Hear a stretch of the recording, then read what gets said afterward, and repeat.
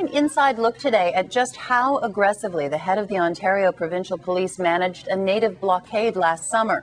The protest in June of last year ended peacefully when Mohawks took down their barricades. One protester, Shawn Brant, was arrested.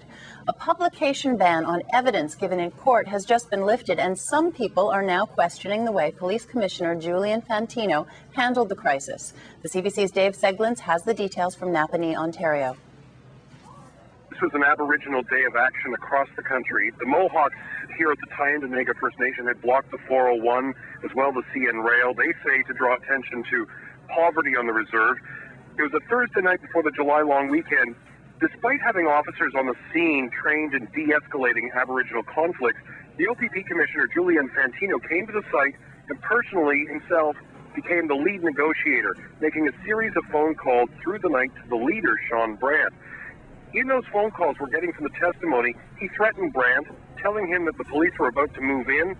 The tone of the phone calls was at times very angry. Brant says Fantino at one point sent a message through mediaries that he was told that there were tanks, the military, SWAT teams about to move in, and he was told that if they didn't clear out, everyone there would be killed.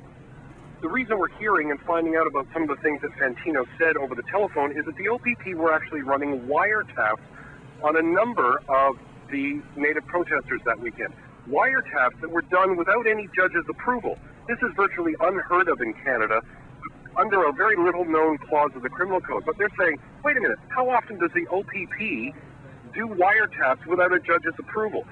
But beyond that, they're saying, look, some of the comments that they now have full transcripts of Julian Fantino saying things like, do you want everyone to get killed? Or a threat to Shawn Brant to the likes of, look, you're going to force me to do everything I can within your community and elsewhere to destroy your reputation. That's Fantino speaking.